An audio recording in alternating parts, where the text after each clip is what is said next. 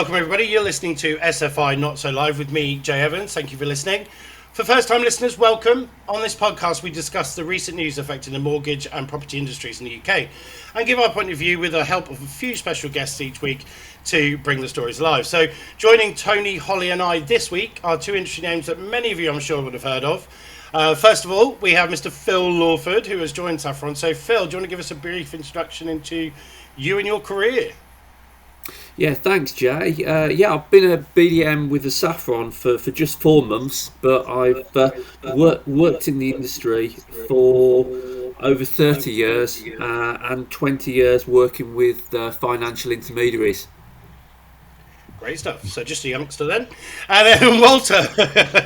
Walter's joined as well. Walter Avrili, why don't you introduce yourself and give us a little bit of insight into who you are, for those who don't know. Well, good morning. Like Phil, I've been around for a little time. 37 years, 36 years in the industry. 30 odd of those with John Charcol. And the last 5 at John Charcol, I was MD. Moved out in 2018, I think it was, and a year later, 18 months later, I joined Mortgage Force, and I'm now their technical director, looking after lenders, product, and generally sorting out problems that any brokers have. So there you go. Only two real companies I've worked for. So there you go. Long career in 2 companies is not a bad thing. So welcome, Walter. Thanks for joining us. It's really appreciated. And then obviously we've got Tony, Hall and Holly. I'm not going to let them introduce themselves because they get big head and everyone knows who they are anyway. So we're going to jump straight in to our first story of the day. So we've been pulling apart the latest news that have come across the mortgage industry affecting intermediaries, affecting your clients. So we're starting off with the first one, which comes from Mortgage Strategy. And this was a comment that was made on Mortgage Strategy TV about the role of the business development managers. Now, it was saying here that it's not just about discussing product and pricing. BDMs need to be business partners of the brokers. So I thought it's caught my attention straight away because we talk about the role of the BDM a fair bit. Tony, what does this mean to you from what Jeremy said? Is this something that resonates with you? Oh yeah, massively. I mean, particularly in our world, in the specialist sector, product pricing is to a degree irrelevant because it's about who will do the deal for you. So my guys, in fact, all BDMs in that space act as business partners. They're there to help a broker put a case together so that it matches the profile of the lender. And it is very much a partnership. You can't go in and just talk about rates as a specialist lender. You have to go in and talk about how the product, how the criteria matches what you want, and how we've structured deals for other people before, so to allow people to really understand the opportunity that it gives. So 100%, it's all about. If I ever found my guys just talking about rate, they wouldn't be with my guys much more, to be fair, because that's adding absolutely zero value. Fair point. Walter, as an industry stalwart, how does this story relate or resonate with you? I presume the feeling mutual? Well, I mean, if you look back, and Phil will probably appreciate this as well, if you look back before the era of computers and internet and email and whatever, BDMs were there to communicate their products. They were there to communicate their products. We're doing this, we're doing that. You had to look up, various tables to find interest rates, etc. But coming back up to date, you can find rate tables. You can find it on the internet. You can find it anywhere you like. And most people have mortgage sourcing systems these days that are pretty sophisticated. They're not all that great, but they give you the basic information, and then you go from there. So I think it's developed over the last 30 years. The role of the BDM, as Tony mentioned, if you're talking rates, forget it. Especially in the specialist market, but even in the prime market, as I said, you can find rates on Mortgage Brain. So why would you want a BDM to give you, I've got a 0.995 year fix? Well, we all know that because it's been in the press. So I think that's the first point. The second point is I think the pandemic has shown the good BDMs from the bad ones. You've got, and I won't mention any names because it would be unfair, but you've got a situation where you call up a BDM or you email a BDM for a query which is not on their website, they find it maybe, and they cut and paste it and send it to you. Well, hang on, I don't want that kind of relationship with a BDM. I want you to feel that you're on my side. I want you to feel that you a can-do attitude, which to be fair, most BDMs do have. They try and structure a deal. They'll try and give you the pointers on how you can structure it and how to do it. And rather than, let's say, they're fighting your corner. So I think the BDM role has developed a lot over the last few years. And over the last year, again, it's been very, very significant that the good BDMs have been priceless. I think on the interview that Jeremy gave, he's praising the BDMs, and Accord is one of the ones that I would highlight of being a good BDM organisation. But I think going forward, I think we're going to have a mixture of the two. I think we're going to have BDMs coming into offices, BDMs coming on Zoom, because as I say, how many brokers are going to be full time in the office come September? You'll get them drifting back. It may take a while, it may happen, it may not happen, but I think Zoom is here to stay. But I think the BDM role is one of those that it has changed. It will change further in the future. But a good BDM is priceless, absolutely priceless. And Phil, this fits in quite well to what I was going to say to you. As a BDM, and I know you probably spent most of your career on the road and meeting people face to face, and you're well known because you've met people face to face. How has the pandemic year felt for you, not being able to do that? You're not being able to go and see brokers, not being able to nip into their offices. Is it something you've actually missed? Yeah, I've missed it tremendously, because you can't. I still don't think you can replicate the value of face-to-face interaction. There's nothing better than being able to just ask someone, have they got anything on their desk they need some help with, and you can't always do that with sort of pre-arranged, structured Zoom sort of Teams appointments, while as if you are in an office, some of your cases are just being in the right place at the right time and knowing where to go to get those opportunities. So you can't replicate that. But at the same time, I think the fundamentals, whether you're a virtual BDM or a face-to-face BDM, it's still the same really, which is, in my book, it's be consultative, ask questions, and help intermediaries find solutions. So it should never be about rates. Discussing terms it only really comes into play when you've actually found a solution that's going to work with the broker, and that doesn't change whether you're online or not. And it's true, isn't it? And you're working with people face to face, there's a trust level you build, and then they start. There's only a short period of time before that trust really starts to build. If you can help somebody and look at what you're doing and look at a product or a case specifically and say, this is our solution. Holly, how you look after the BDM team at Saffron. How has after your 5 years in that area, how hard has this year been for you with the change in the BDM relationship? I think there's been pros and cons to it really that we've seen over the last year. I think we've had two real peaks. We had it in June of last year with our first time buyers, where we were actually really short staffed, and we had to sort of manage the phones that way, and it involved the team working later. But do you know what? It was really appreciated. We know it was, because we got the feedback for it. And again, with our limited company buy to let, when that launched earlier this year, it was really busy, but we had more staff, and our availability on our phones has gone up. Because we're working from home, we're just finding ourselves more productive. We speak every day as a team. We have our team chat that we can each ask questions. So it's not the same as being in the office where you could just stick your head up and just pop somebody on hold and find out the question. It is via Teams if we've got it, but then you're getting the opinion of everybody. And our relationship hasn't really changed with our underwriters either. They were a stone's throw in the office, which I'm sure they got fed up of us all going over there and just waiting by their desks for us to ask the questions. But we meet them every day. So I think it's allowed us to have more conversations, especially on Teams, when the teams are running through reasons to use Saffron chats or just welcome calls. And I think virtual works, but I know how much, especially from Phil, how much he's missed being out on the road. And actually, when we've gone out to see brokers, or we've done a recent event at Essex Cricket Ground, actually that was great to see brokers face to face and just find out what's been happening with them. And I can definitely see sort of the hybrid role going forward really working. I was going to ask you that exact one. I was going to ask Tony that exact question actually about hybrid. Is this the future for the team now?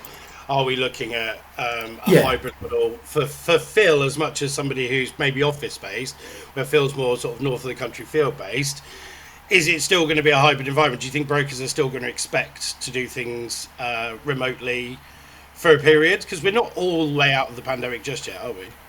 Yeah, it's a good question, because it's one that I'm currently wrestling with in terms of, what is obvious is we have to grow our team size. All right, I've only currently got 2 BDMs on the road and kind of 2 on the phones. And when we're national, England and Wales coverage, we haven't got enough. And with our proposition that needs to be explained, we need to get more. So it is that balance between where do you put your resource. I think at the moment it's still a bit unknown. I think people won't be going back to the office anywhere near as much. There'll be more working from home, and therefore does a broker want BDMs tramping around their home? Probably not. But actually, if they're in the office once a week, or if collectively they're getting in the office once a week, which seems to be what's happening in a number of firms, then actually a Teams call works just as well. But actually getting in there, so I think it's still too early to polarise that position. It's kind of, you just got to be fluid. So I'm, with Phil and Simon on the road, it's get out as much as you can, because I know that's what you love and I know that's what you do best. But it's about engaging with our brokers. So however the best way to do that is right now is what you do. So there's no stipulation on you must be in, you must be out. It's what works. What works for the broker and the environment that you're in. Just going back to the question again against the strength of a strong BDM team, as Walter said, it's so crucial. It's crucial not only from that developing relationship, but also developing a lender's proposition. So already, just with Phil being here and as one example, but also the surveys that we do, the BDM's asking, we've been able to influence policy, we've been able to influence product design, and we've actually got some of our processes changed. We realised that a lot of our forms weren't that easy to complete. So we've now changed all that, and then now all can be done online. All that came from a BDM interaction with Phil and one of his contacts. And within 2-3 weeks, we'd gone from having to write everything manually by hand and then scanning it to just completing it online and pressing send. That's the power of a BDM in our world as a lender, and that's what we're not here. We are here to talk and tell you about stuff, but mostly we're here to listen. What do you want? And that's what we then try to deliver. Well, based on that, Walter, so Tony mentioned you, so I'll come back to you. What is the perfect BDM for you? A BDM, if you were to write the job spec, what 4 or 5 things would you say this is what you need to be? And just to carry on what Tony was saying, do you think this hybrid model, what we're in now, is temporary? And do you think actually we're gonna gradually go back to what we're doing sort of 2019 and before? I think it's too early to tell whether it's going to go back to what it's been. I mean, I've been to the office a few times over the last couple of weeks, and it's certainly got a lot busier in the city. It's notably busier the last time I went there last Thursday, and so I think there's a gradual drift back. But there's no doubt that the era of Zoom is not going to finish anytime soon. And I don't think it should. I think it's useful. You get people together. You can get Zoom overload. At the end of the last time we had a set of Zoom calls, I think people kind of really zoomed out, if you like. And you can tell because when we first started the Zoom calls, maybe April last year, all the screens, everybody could see everyone, and a lot of interaction. And as you got through the months, you got the cameras off, you got the mics off. And suddenly you're there on your own presenting. So it's so true. We're all guilty. And the effect of that is you get blasé about it. People don't turn up, or if they turn up, they're not engaged. So So there is a role for the Zoom call. On a personal face-to-face meeting, I think we had our conference last week, and to a man, I spoke to all the brokers that were there, and they appreciated the fact that some were very new to the business and met the BDMs or the representatives for the first time, and they'll feel much more confident speaking to them on the phone or face to face in the future. I think they got to know the person, and it's not. I mean, it's not all positive. Sometimes you meet someone and think, "Crikey, there's no way I'm going to get on with this guy." But in general, the mortgage industry, I've found over the last 30 years, there are very few BDMs or even personalities that I don't get on with and I don't find engaging. So I guess the hybrid role is here to stay for a while. I don't think we'll ever get back to full offices, not the next 2 or 3 years maybe, which is a shame because, as Tony was mentioning, or I think Holly mentioned, that it's great to speak to someone next to you to find out their opinion on something. In a broker office, I used to have an office with 40 or 50 people in it, maybe more at the same time, and the amount of knowledge spread that happened in those times, and your learning curve. We could have a brand new consultant come in, and within a couple of months, he or she was absolutely storming it because he'd learned from everybody else there, whether they've been there 2 years, 3 years, 5 years, 20 years or plus.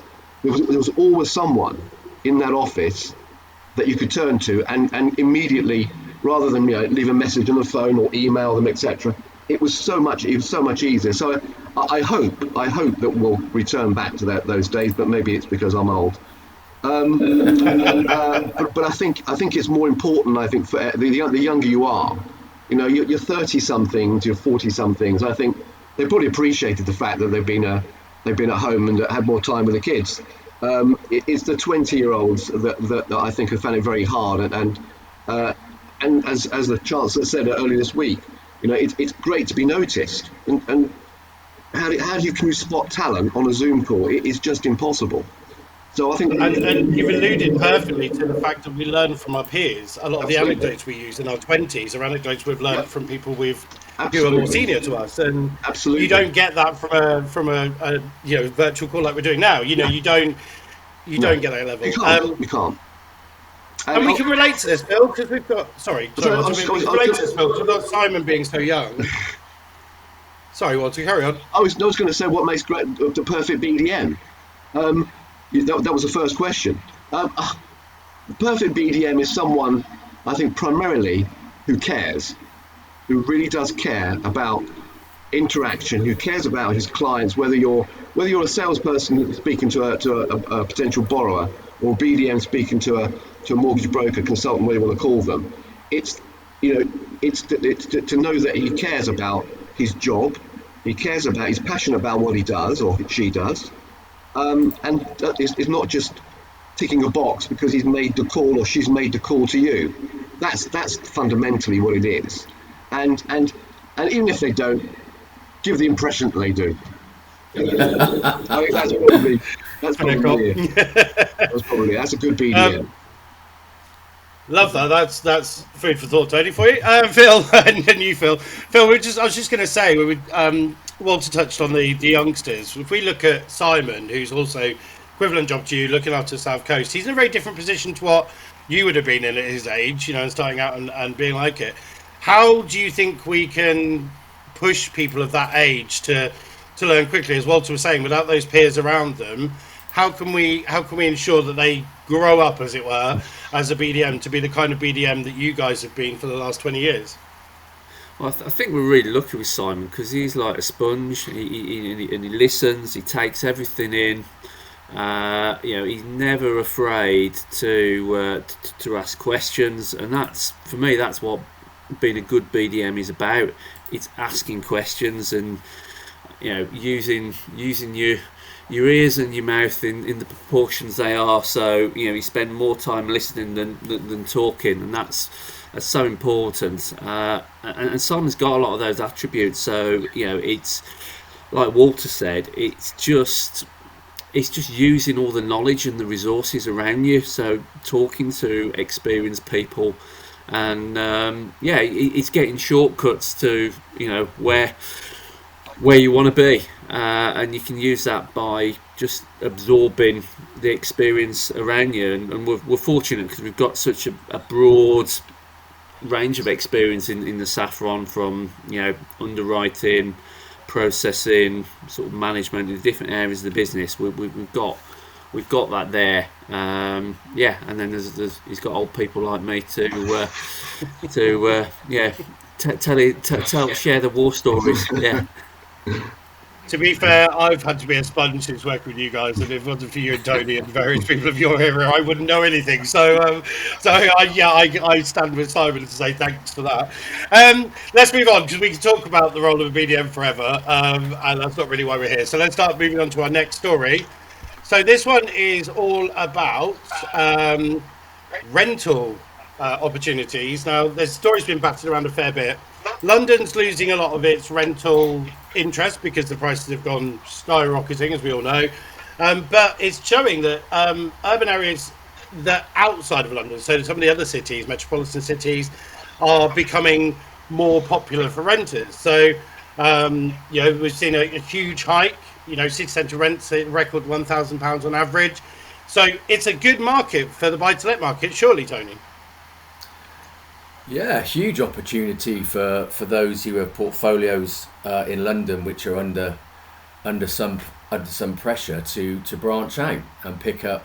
As I said, obviously the price of investment property has risen as well. But if the rental yields matching that price growth, then it's still a good bet. And as I said,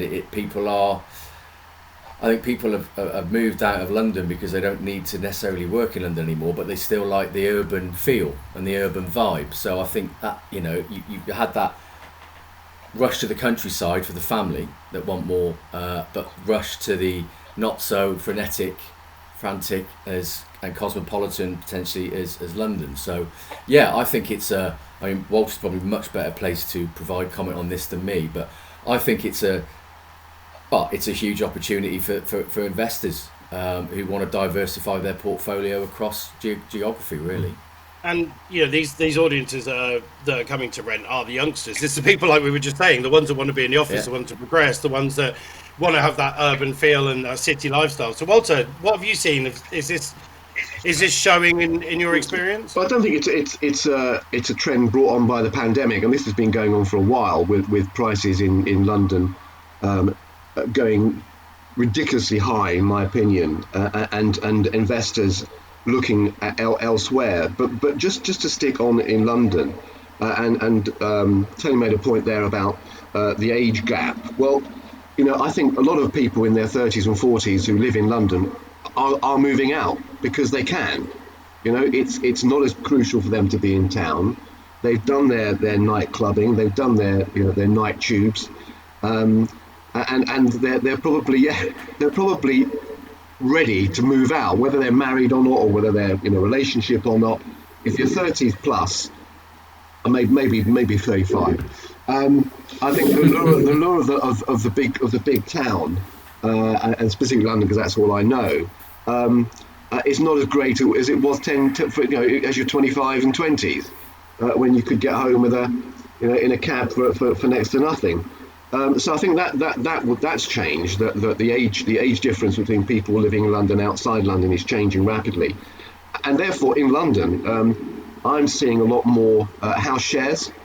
The HMO market in London, or I don't like we call them they're house professional sharers, if you like, where you don't mind if you're 20 something, you don't mind sharing a kitchen with someone who doesn't really put the dishes away, etc. Because it's good fun, and the yields on those properties are still very good compared to the family home. I don't know. I've got a flat in Hammersmith, which is rented out to 3 individual people. If it was one dwelling unit, you get half of the rental that you're getting there. So I think that the pattern is changing for people in London. You're going to get more house shares, and I'd say the younger element. So that's been going on for a while. The pandemic has clearly accelerated it. Why would I want to pay, to travel into town? I don't have to now because I'm spending 3 days at home or 4 days at home. I don't have to sit on say British Rail. That's showing my age. Southwest Trains or LENR or wherever they're called. Sit there and have the hassle of a commute in, a commute out that takes me 2 or 3 hours a day, and costing me 5 or 6 grand a year. So I'm quite happy to live outside in the suburbs or further afield, because I don't have to be in London anymore. So I think that's changing dramatically, and I don't think it's different to any other city in the UK. You've got Birmingham, Manchester, Leeds, etc. It's very similar patterns. It's just as you go further north, the houses tend to get cheaper. So I think that shift is probably on an upward curve. For the buy-to-let market, as I say, HMOs are going to be more popular. People looking at going further north. Your yield you can get in places like Birmingham are maybe 1 or 2% more than in London, or maybe more. The further you go up, it increases the yield, and a lot of people are turning to, let's say, house sharing or student lets, which are another big area that I think will take off, or has taken off. So I think that the buy-to-let market is changing, but it's not the pandemic that's done it. It's over time what's happened to house prices and demographics. So Holly, just talking about the buy-to-let market, latest buy-to-let release was the limited company buy-to-let, which was this year. That obviously did really well. Do you think this is in relation to, as Walter was saying, these more HMOs, more change of use of buildings? Have you seen any of that from the buy-to-let portfolio, or people trending towards other cities? So, we lend throughout England and Wales, and with ours, unfortunately, at the moment, we don't offer the HMO, so ours is single-family ASTs, but, the limited company was extremely popular for us.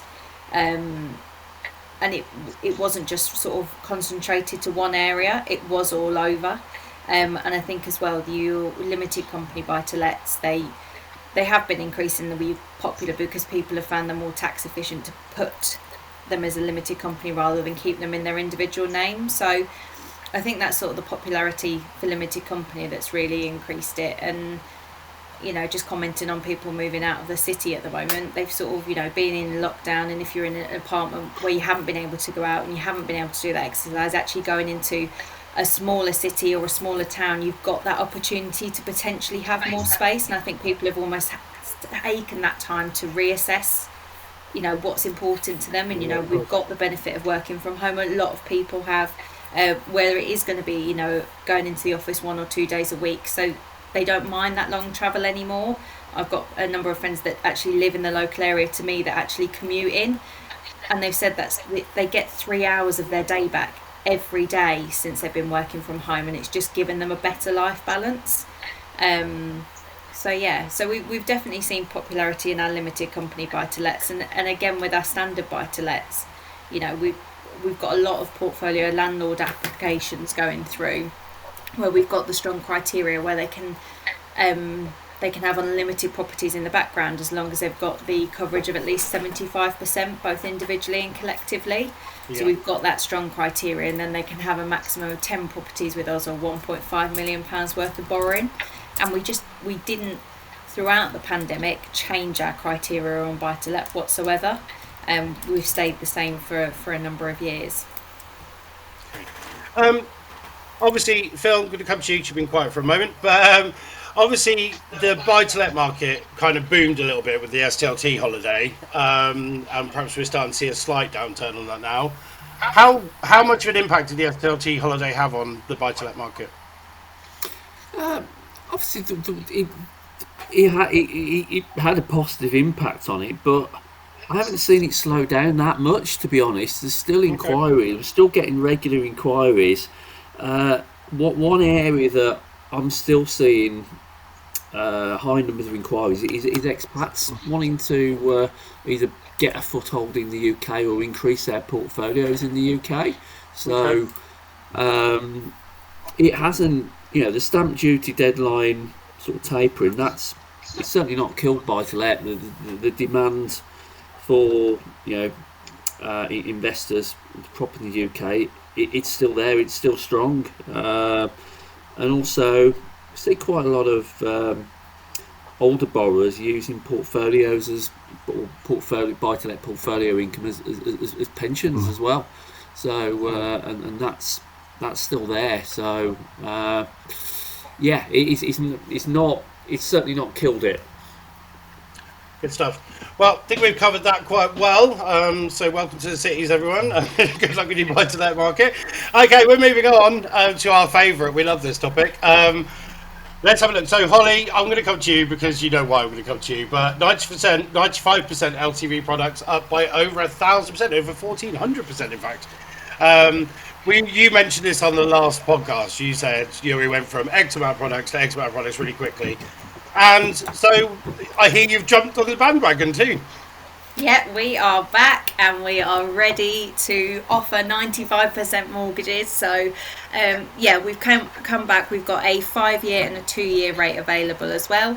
And the best thing about our 95%, so they're available on new build houses too. So, we've offered throughout the pandemic the joint borrower sole proprietor product, which is where they need a supporter to go on the mortgage with them, and that's been available up to 95%. But we knew that we had to come back into the space. We had a lot of inquiries where you've got first time buyers that didn't need a supporter to go on the mortgage with them and they weren't eligible for the JBSP product. So no, it's really great to be back, and I think we can help applicants that maybe have had a slight blip on their credit profile still at 95% as long as it's within our criteria. So if they've had a CCJ or default that's been settled in the last 24 months, depends on the value, depends on whether we can consider it or not. So it's maybe those ones that won't fit with the high street products. It's definitely worth having a chat with the team just to see if it's something that we can help with as well. So, Tom, coming to you as an industry perspective, there was a sudden return, wasn't there? All of a sudden, everybody's back, 95%, boom, boom, boom, boom, boom. How has the market been for first-time buyers? Obviously, house prices are ridiculously high level at the moment. Has it outpriced them, or are applicants really starting to come through? Well, first of all, the area that we operate in the city is not 95% territory. Having said that, I've spoken to lots of our brokers up north who are into that market. And the first thing to say, and whether it's changed over the last couple of months, with you guys coming in, a lot more people coming in. Certainly for the first couple of months when the big boys were in, to get a 95% mortgage, you had to be absolutely squeaky clean. Pass a credit score that a saint would probably have to have, and wasted a lot of people's time. Now I'm being cynical, but that's the impression I got when they first came out. So at 95%, you'd have to be, as I say, squeaky clean.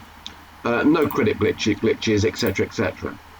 I think it's probably changing. I think it's the recent one that was done at 95% with a joint borrower sole proprietor went through very quickly.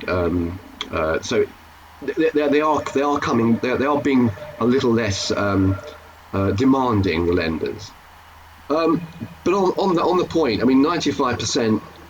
Is one of those things where I still hark back to the days when 95% was the norm, 100% was available, and a lot of people I've spoken to saying that you're crazy to want the return of 100% mortgages. But to me, looking at it from a broker perspective, is there any difference really from someone?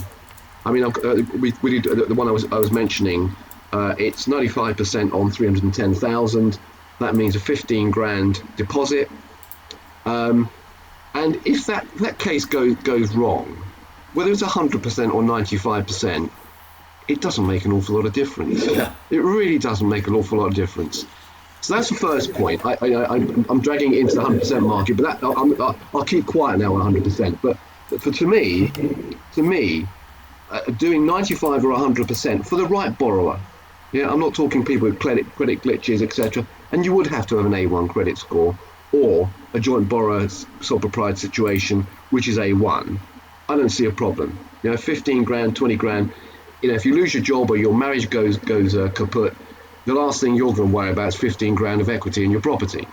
And I also take the point about the negative equity, etc. Well, 95.5, is it really that different? Anyway, so that's the first point. I guess the second one on these mortgages is that we're seeing a lot more when people are getting high LTV mortgages. We're trying to stretch the term. 25 is now 28, 30, 35 years. Now, why are we doing that? The only reason we're doing that, and it's not very sensible, because the first few years you're paying interest anyway, most of it is interest. Why are we doing that? We're doing that to drop the payments, to make it affordable, to make it a little more palatable for the borrower. So what is the point in doing that when actually what you could do is you could split that to do part of it interest only, or interest only in the first 5 years. Make it affordable, really affordable, without this ridiculous 28, 35 year mortgages.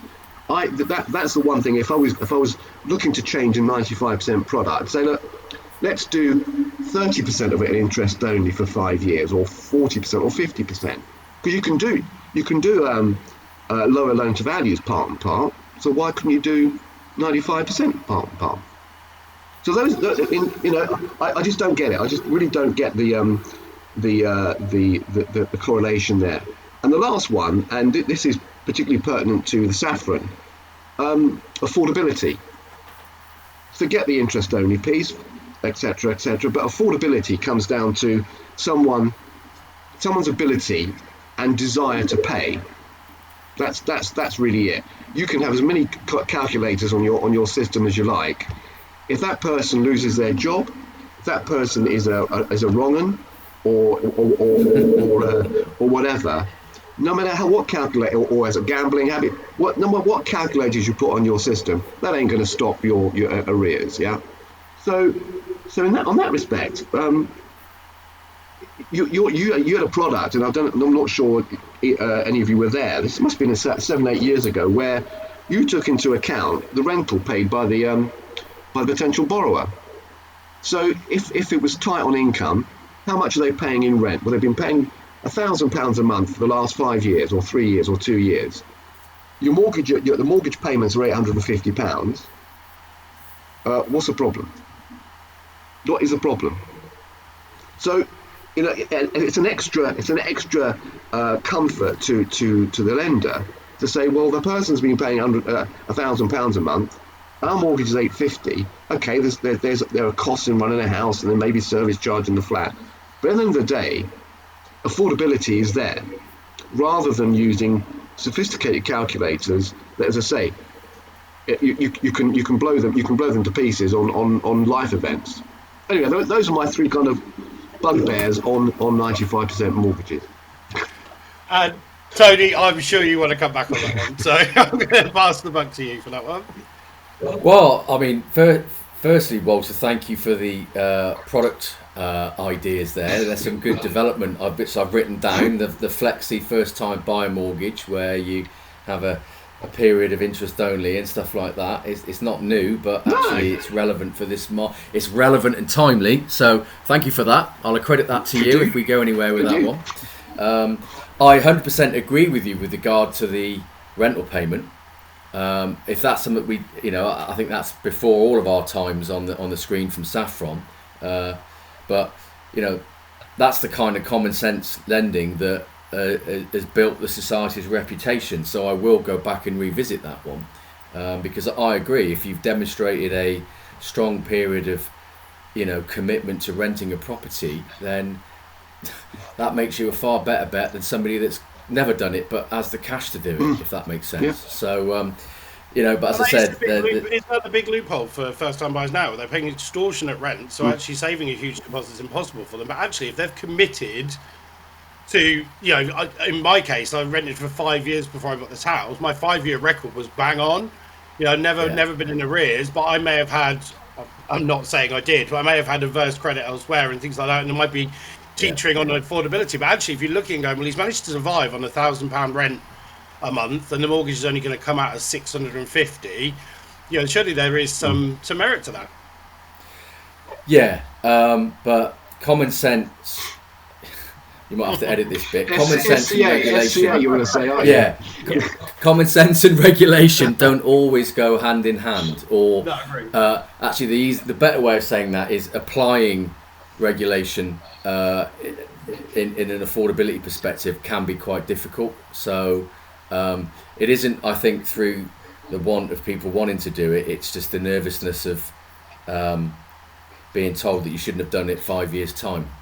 When you've done a load of lending on it, so it's a broader debate, but it is certainly one. We're currently reviewing our lending policy, and Phil, I don't think this was something we raised, was it? Actually, it wasn't.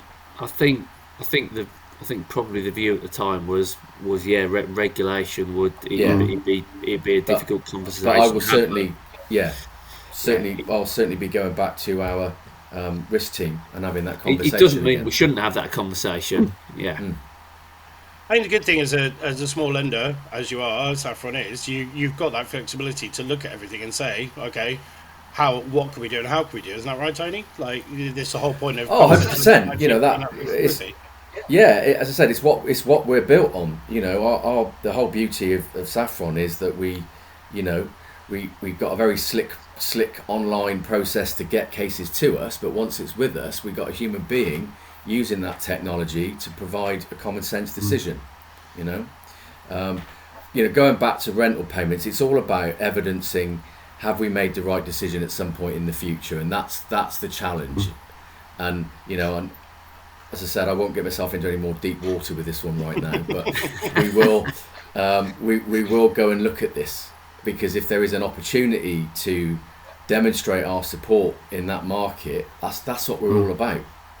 As long as we're making sensible lending decisions that don't create an unnecessarily inappropriate outcome for a borrower if things don't go right, then that's what we're here for, very much so.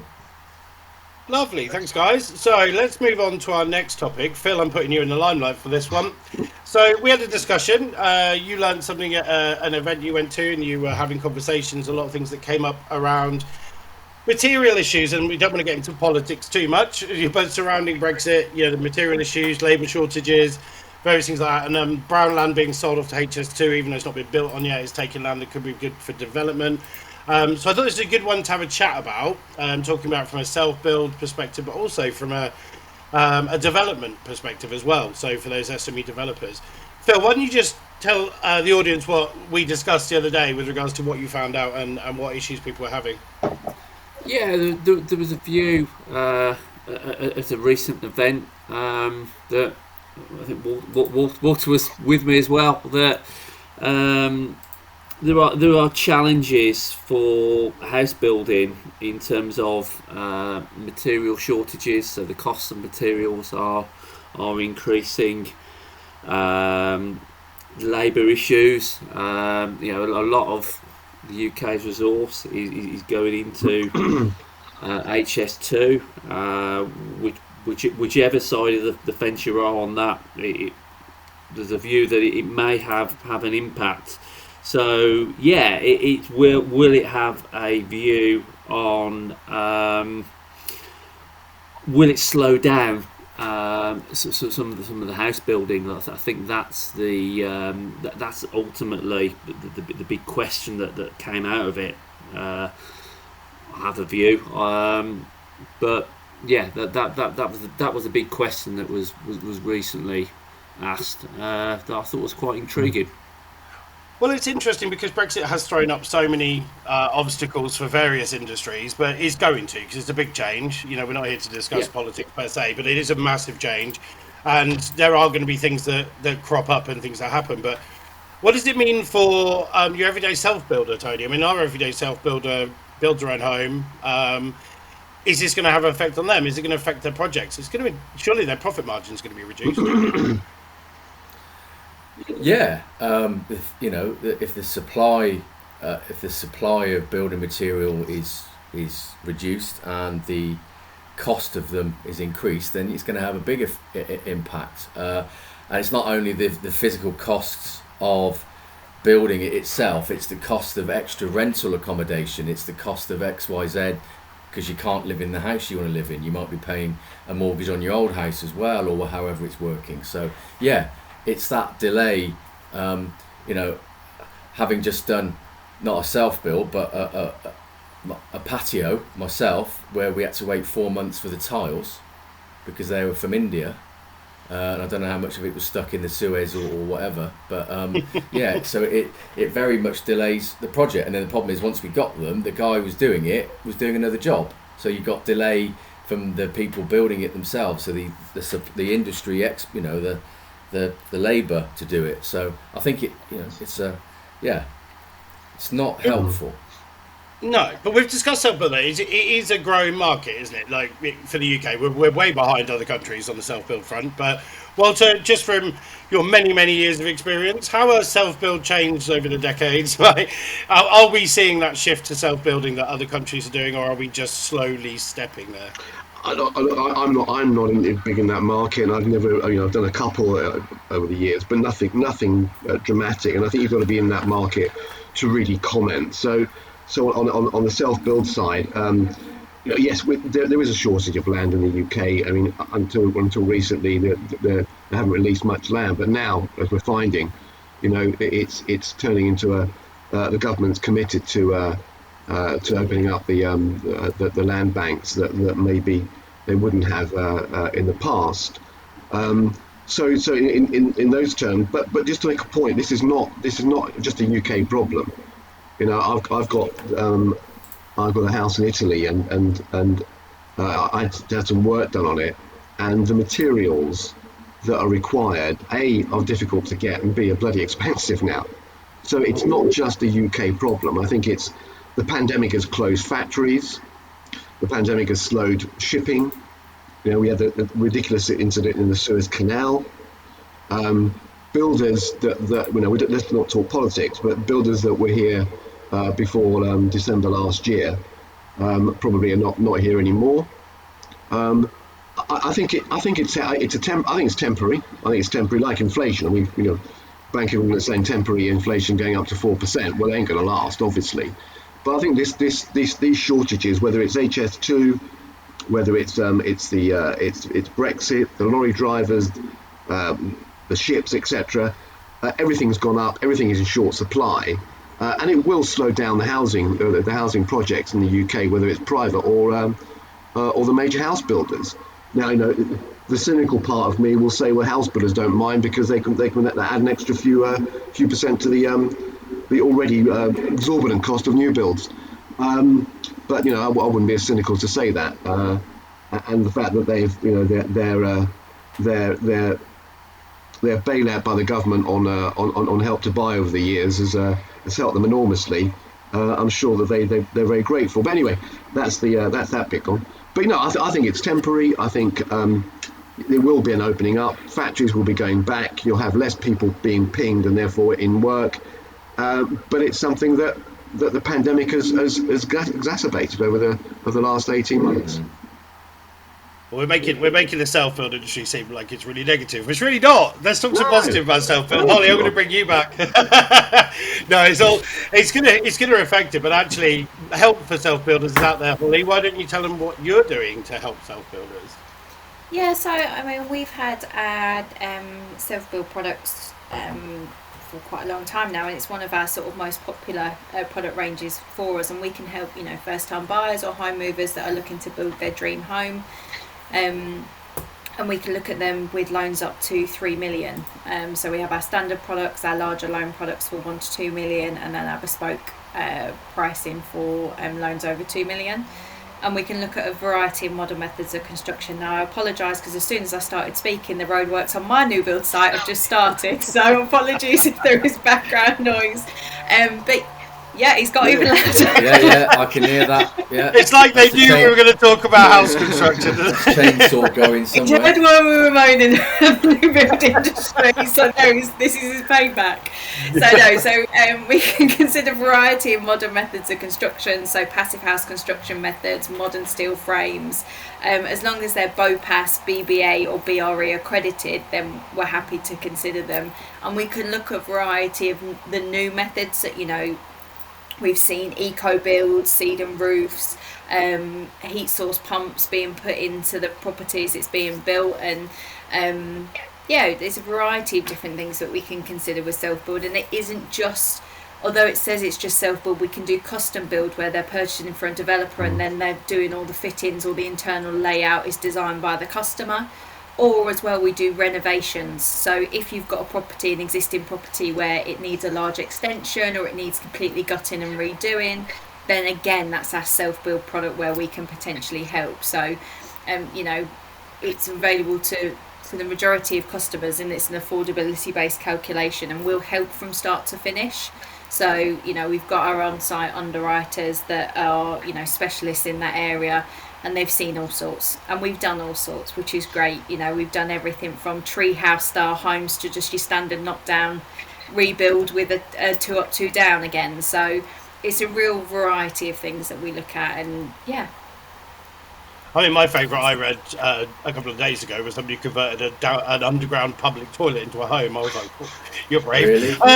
You're very brave.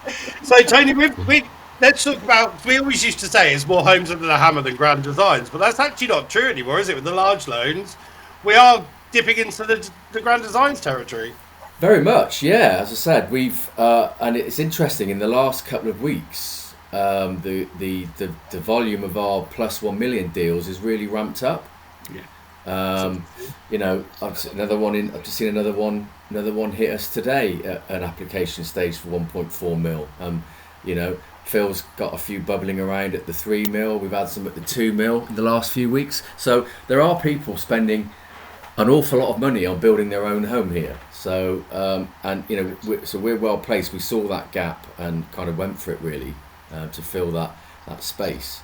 And even beyond the 2 mil and 3 mil, we can bespoke pricing further. So if there's a project that someone wants, then we're very happy to do it. And I think Holly can tell you more than me, but we do have quite a few of the grand design ones on our books that featured on the programme. So we do stand behind. We are really prepared to look at this kind of stuff.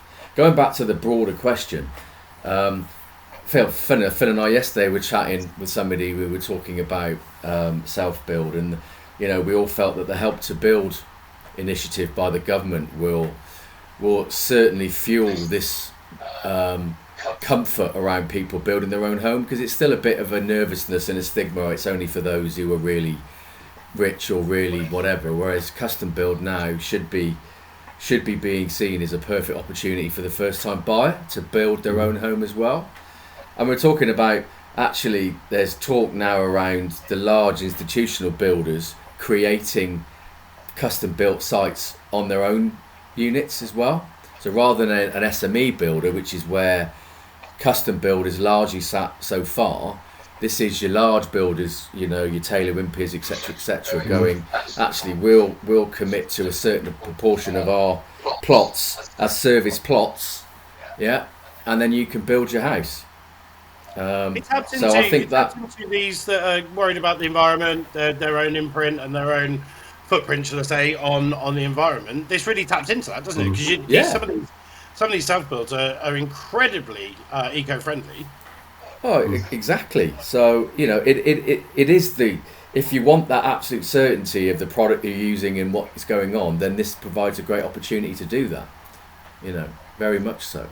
So I think it's still not in the it's still not in the public consciousness. Custom build and self build. It's seen as the dream rather than an actual reality.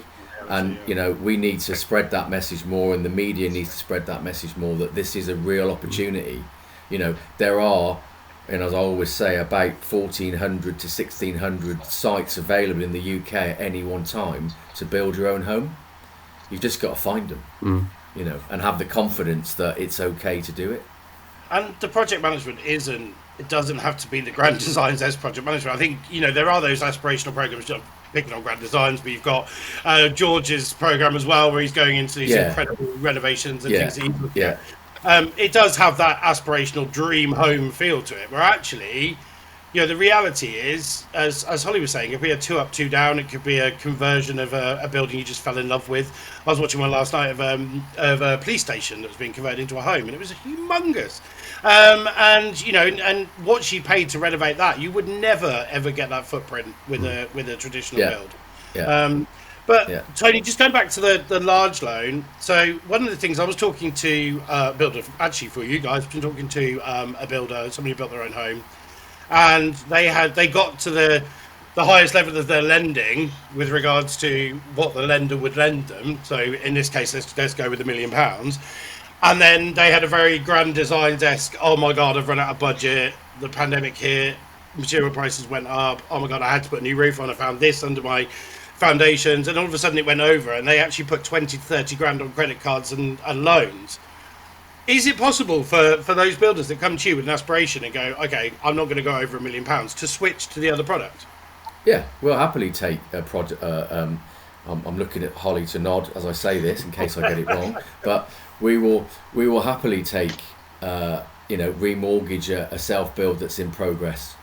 We're very comfortable with that, provided it all stacks up and it's common sense. And you hear us say that word a lot. Yeah, don't stick it on credit card and pay an APR that frighten you. That I'd have to take my shoes and socks off to add up, and still I wouldn't have enough digits available. Whereas you can do it on a mortgage, with a rate starting with a 4. Yeah. Great. So, with no ERCs as well.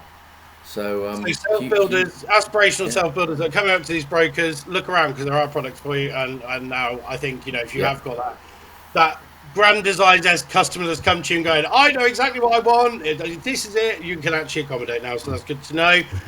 We're running very short of time, so in the last couple of minutes, we're going to talk about one final issue. It's an issue we've brought up many a times.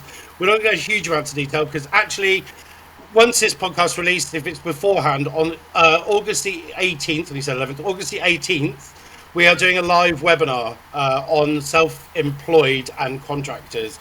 So looking at the feasibility. So I've actually had a quick look to see what's going on in the market. We've talked about it a lot. That there are some negative press out there about people being refused when they're self-employed because they've taken SEISS grants and various other things, and perhaps going through a methodical application process as opposed to one that's stuck down. But what I found quite interesting was, after we commented on an article that was talking about the big banks, Saffron actually put an article out, and since then NatWest has come out and said they're going to rethink their strategy on there with the self-employed, because they were always, you've had a grant, we're not interested. They're now changing that mindset.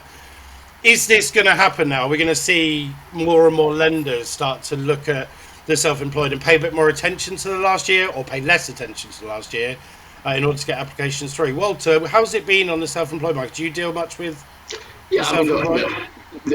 Just to make a point, self-employed mortgages have been difficult for years. It's part of the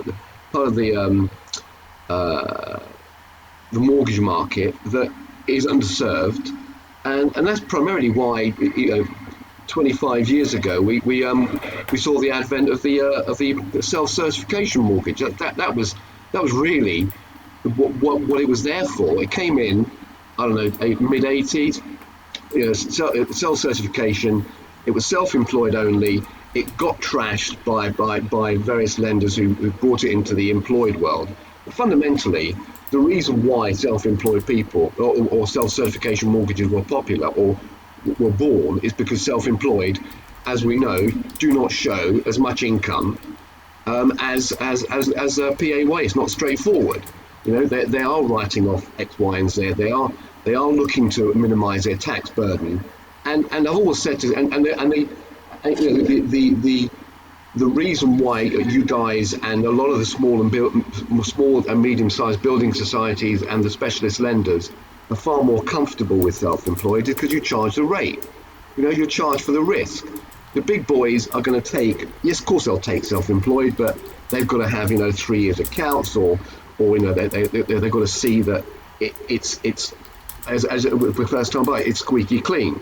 Whereas you guys can look at a case, can look at the accounts, can get whatever you're comfortable with, and are better at self-employed than the likes of NatWest and will always be. So I think that that hasn't really changed over the last few years. But as I've always said to my self-employed clients, why can't I have this 0.99 5-year fix? Instead, I've got to do a 2.5% whatever 5-year fix from a smaller lender. Well, the fact is that you pay less tax, yeah, and then you pay a bit more on the mortgage. That's the way it goes. I used to be PAYE.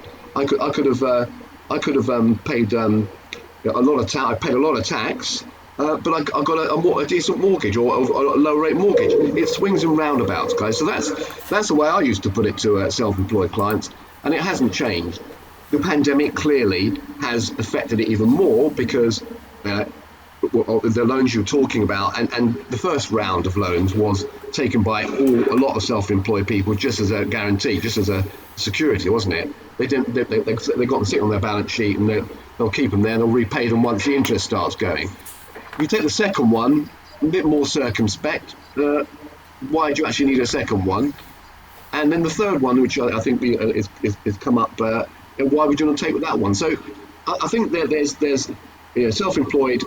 There's still a market in there. It should be the market for you guys and the specialist lenders more than the large lenders.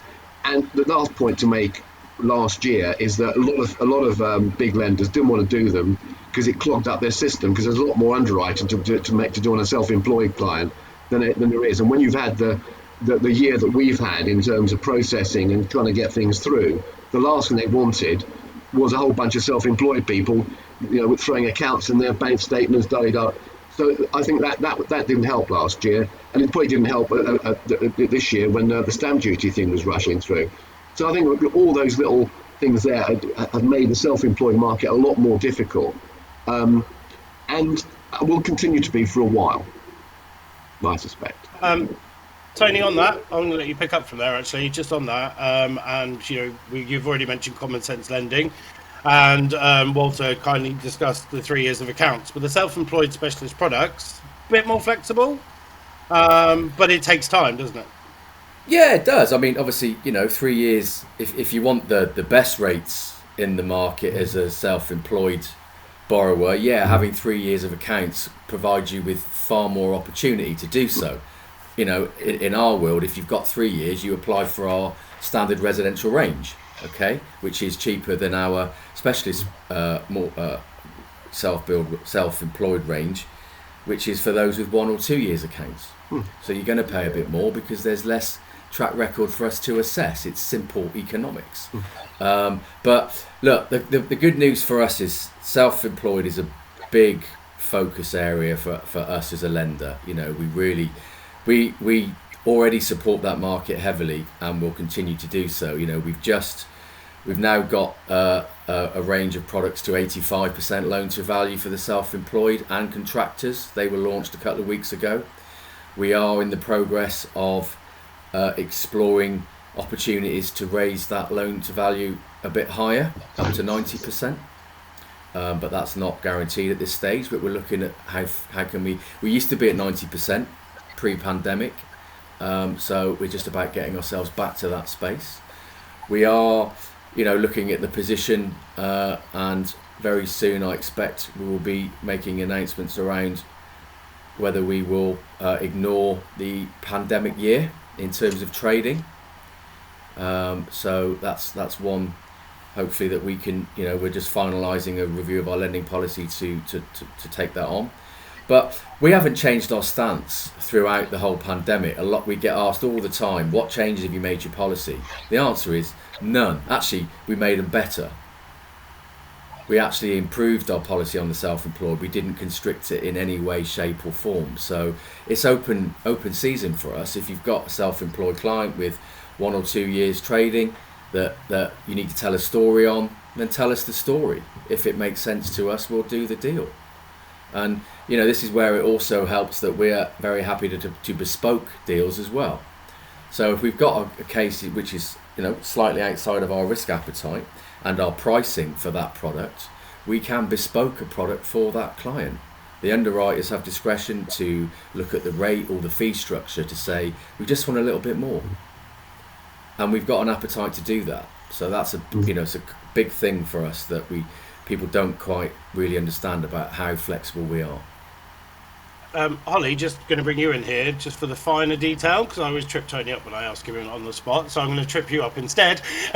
What are the criteria to this? Talk about both products. Can we talk about self-employed and the contractor?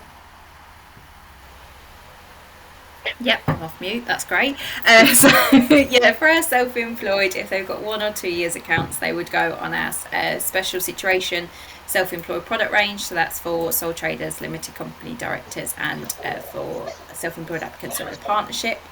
As Tony mentioned, it's available up to 85% loan to value. And one of the key factors is that with a limited company director, if they are 100% limited company director, or both applicants make 100%, then we can actually look at the net profit after tax and salary for affordability. And as Tony mentioned, we have made some great changes to our system. So if there's been an year-on-year increase to income or a year-on-year decrease, our system automatically is built to take the latest year's figures. But with our self-employed product range, we will go for an accountant's projection so that they can confirm whether they're working at the same level, if not more profitable, in the year ahead. And then for a sole trader, for a limited company director where it's less than 100% shareholding, then we'll look at salary and dividends for affordability. And contractors, again, that's on our special situations mortgages, and that's available up to 95%. So any type of contractor, including CIS workers and contractors via an umbrella company, would go on that contracting product range, available up to 85% loan to value. And for affordability, we have the great calculation of the day rate times the days work times 48. And if they're on multiple contracts running at the same time, then we can look at income from all of those contracts. So we have a lot of people that work within the healthcare industry, or they work within film and TV, where they've got short-term contracts or contracts running alongside each other over a couple of days a week. So it's just one of those ones, as Tony said, it's to paint that picture, have a chat with the team, and we can always run it through with the underwriter if there's anything that we need to query, any quirks. But yeah, as Tony said, we didn't change our criteria during the pandemic. We just made it stronger, or at least more clearer in certain situations, just to really see what we could do to help, really, because we know it's one of those employment types that have been so heavily affected, a lot of people, by the pandemic. So thanks, Holly. Right, guys, we've run over time, so we're going to have to wrap it up there. But thank you so much, everyone, again today. Really good discussion points. Phil, thank you. We'll put all the contact details on the website with the article that will accompany this podcast. Walter, we can't say thank you enough. Thank you for your contribution today. Much appreciated. Absolute pleasure. And we'll share this out on social media, so if we can pick up some listeners who sure would love to hear Walter's point of view. Tony and Holly, thank you as always. Just for those that are listening, if it is before the 18th of August, we are live on the 18th of August at 11 o'clock. Where we will be talking self-employed and contractor in more detail, but slightly different to this. You've got the chance to put your questions to Tony, Holly, and our guests as well, so it's fully interactive. To find out more about that, head to the Saffron Building Society social media pages. You can find all the information on there. If you want to review, we just mentioned an underwriter, want to review our webinar where we talked to an underwriter, you can find all of those on YouTube. If you go onto YouTube and search for SFI Live, you'll find the full series, the full first series of all of our webinars are live on there now. You can watch them on demand. But we're back at 18th of August. We'll be again live. We're back with SFI Not So Live next month. So it's really good. Anybody who has any ideas for topics can get in touch. Holly, why don't you get in touch? Just give them out the details, the telephone number and the email address for me. Yep, I'll try and do it slowly and clearly, but I am conscious we're over time. So it's our phone number is 01799 582 925. And then our email address is bdm.enquiries@saffronbs.co.uk. All of the members of the BDM team have access to that, and we're all happy to listen and chat through any cases. There we go. So head yourself over to saffronforintermediaries.co.uk for more information. This has been SFI Not So Live in August. We're back again in September. Again, a massive thank you to Phil, Tony, Holly and Walter for joining me, and we'll see you again this time next month.